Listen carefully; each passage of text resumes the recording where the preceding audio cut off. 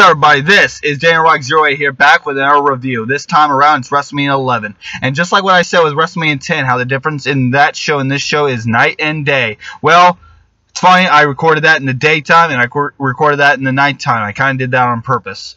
WrestleMania 10 is a great show. WrestleMania 11 is not just one of the worst shows of all time. It is without a doubt the worst WrestleMania of all time. This show absolutely fucking sucks! Oh, I can't believe you will actually think WrestleMania 9 is the worst. WrestleMania 9 is not the worst. It's not even close. It's not even fucking close, people. Not even close. Sure, WrestleMania 9 had a shitty moment with Hulk Hogan winning the title again in the end. But so fucking what? This show is about one person and one person only. Pamela fucking Anderson. It's not about Shawn Michaels. It's not about Diesel. It's not about Bret Hart. It's not about the fucking Undertaker. It's not about Lawrence fucking Taylor either. It's about Pamela fucking Anderson. And the one question throughout the entire fucking show, of WrestleMania 11 is one thing, one question. Where is Pamela Anderson? Where is Pamela Anderson? Oh my fucking god. At least at WrestleMania 9, they had build up to their matches and they showcased the competitors. The title match at WrestleMania 9 between Yokozuna and Bret Hart, they showcased Yokozuna.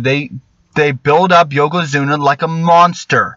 Who can stop this unstoppable monster in Yokozuna? Can Bret Hart stop him? Is he excellent in execution? Can he stop Yokozuna? That was the whole build up to WrestleMania 9. But this, it's not about the Royal Rumble match. It's not about Diesel being the champion before Shawn Michaels. It's not about best friends turned enemies. No. It's not even about Undertaker. It's not about anybody. It's just, where's Pamela Anderson? And to prove that this WrestleMania is all about the celebrities, the introduction just showcased that. Just the celebrities. They reminisce on all the great WrestleMania moments like WrestleMania 10 did. Reminisce on all the great WrestleMania moments like with WrestleMania 6, how the Ultimate Warrior beat Hulk Hogan. Here, they reminisce on the great moments like Mary Hart making her epic entrance at WrestleMania 3. Like Burt Reynolds announcing Bret Hart to the ring. Did you know all I said was celebrities? That's all the introduction was the fucking celebrities.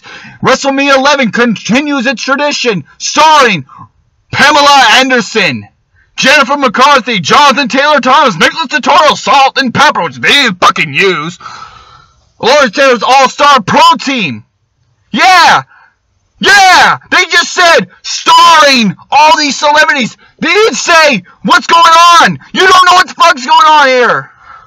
Opening match. Allied Powers. That's Lex Luger and the British Bulldog defeating the Blue Brothers. Jacob and Eli Blue. Who the fuck are the Blue Brothers? Dud. This match was a botch from the start and a botch from the end. Oh my god, it was fucking shitty.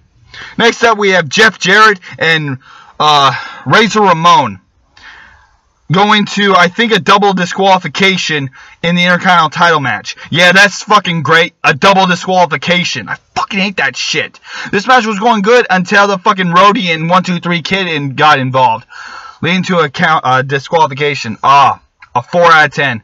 It's not good. I don't think it was, anyways. Next up, we have Undertaker defeating King Kong Bundy in one of the worst matches in Undertaker's career. It's not as bad as Giant Gonzalez, but it is pretty still bad. Here you have Kama Mustafa comes out and steals the urn from Paul Bearer and cuts a fucking promo in the midst of it. Bad match, 0 out of 10. Next up, we have Owen Hart and Yokozuna defeating the Smoking Guns in a tag team title match. Yokozuna and Owen Hart. This was bad, but it wasn't too bad.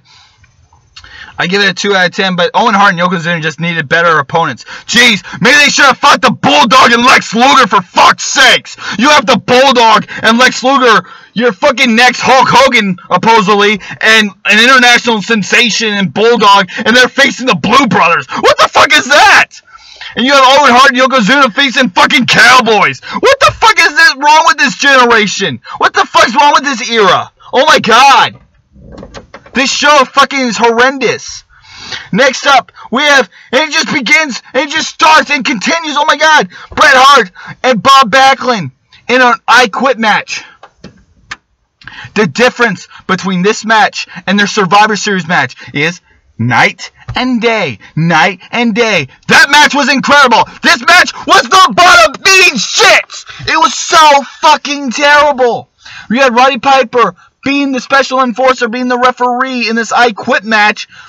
He just shoves the microphone down their throats the entire fucking match. Do you quit? Do you quit? And then here's Bob Backlund supposed to say, I quit. And he doesn't say I quit. He says, like it was fucking constipated. Take a fucking Pepto-Bismol, bitch. That's my exact opinion on this whole match.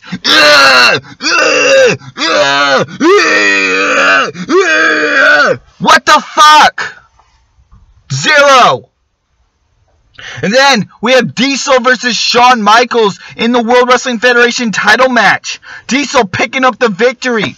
This match was going good. This won Match of the Year in PWI Magazine.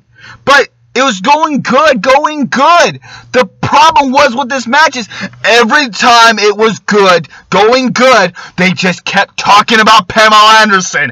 Pamela Anderson. Pamela Anderson. And we finally figured out, where in the world is Pamela Anderson? Where was Pamela Anderson? She was with Big Daddy Cool the whole time. Didn't even think to stop in Diesel's locker room, Nicholas Totoro? Are you a fucking retard? Jeez, you're in the fucking locker rooms of all these superstars. You don't stop to think. Shit, where is Diesel? Where's Big Daddy Cool Diesel? Huh? Where's Big Daddy Cool? You didn't stop to think? Oh, jeez, maybe she's with Diesel. I can't believe people think this was good. This match was... It was going good. The problem with it is, just like I said, they just talk about Pamela Anderson. And that's all they cared about, was Pamela Anderson. The build-up was just that. Where's Pamela Anderson? Oh my God. No Royal Rumble match. No talk about Diesel and Shawn Michaels being friends. No. It was just, where is Pamela Anderson? Are you serious? This is your title match! This is your world title match! And all you're fucking talking about is Pamela Anderson? And then you have all these fucking photographers circling around the ring trying to get a picture of Pamela Anderson, which you just sit by ringside! This is your world title match, though. This would be fine if she got involved. This would be fine if it wasn't a title match, let alone your world title match, but this is your world title match. You have Diesel, the guy you're trying to get over as your top babyface. You have Shawn Michaels, another guy who you're trying to get over as a top guy. And you're wasting them away to Pamela Anderson, who's not even in a fucking match. She's just sitting there ringside, just sitting there with a dumb smile on her face. With fucking Nicholas Totoro and Jonathan Taylor Thomas, who didn't make a dime as a fucking grown-up, because that's all he was a kid star. Oh my God. People give this match a 7, a 6, even a 7.5. I can't even give this a 4.5. That's my verdict, a 4.5 on this match. It was good, but it wasn't great. And the reason why was just because they were playing second fiddle to Pamela Anderson. A mediocre match.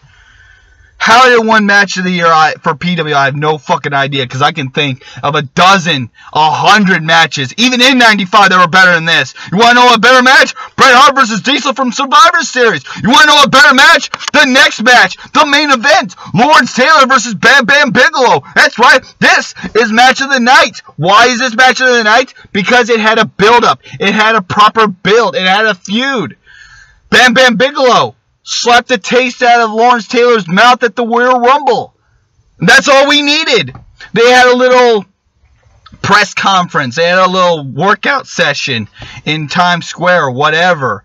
And there you go. That's the build-up. And that's great. And Lawrence Taylor looked pretty good up against Bam Bam. This was a solid match. This is easily match of the night. And you know what? It's not even close. This is a way better match than the Diesel-Shawn Michaels match. This is way better than the Intercontinental title match. This is match of the night. I've given this, actually, I'm going to give it a 5.5.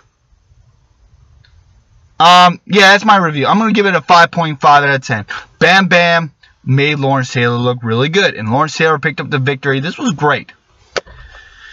But what wasn't great was this whole entire show. This show is fucking horrendous. This show is fucking terrible. Like night and day. The difference between 10 and 11 was 10 was awesome. This was fucking shit. Not only is 9 way better than 11, it's not even close. It's not even close. WrestleMania 11 is the absolute worst WrestleMania of all time. And anyone else who thinks differently, compare the two.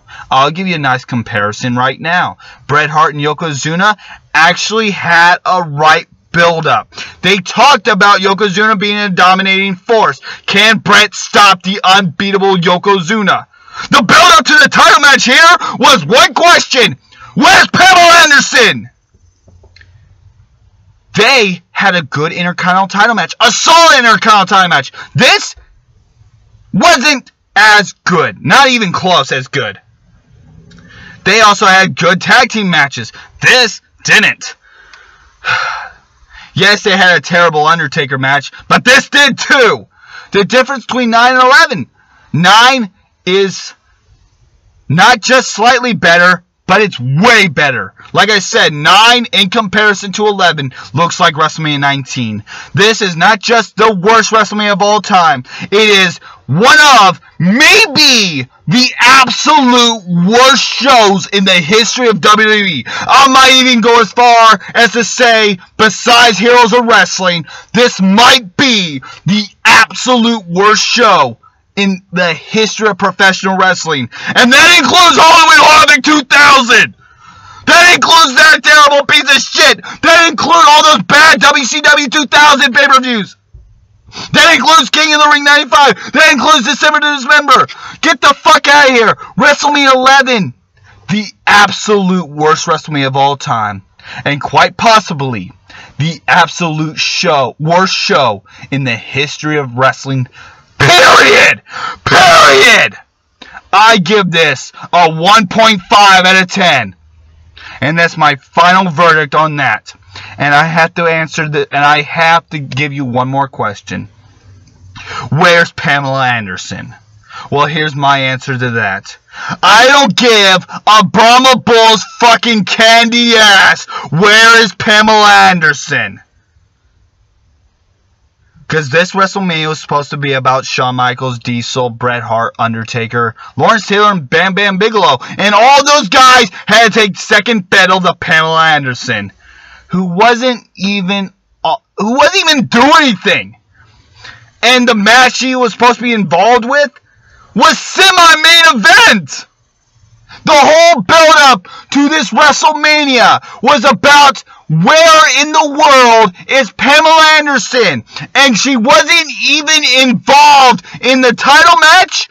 And that match was a semi-main event.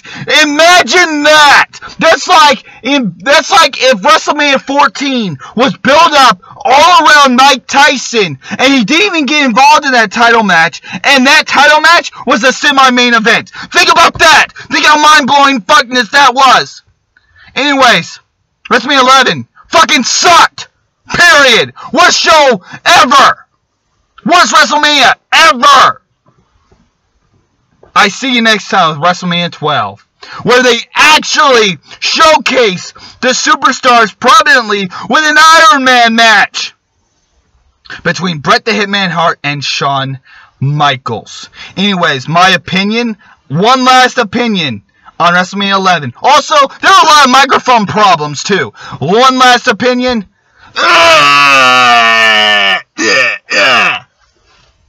Yeah, fuck this show. Goodbye.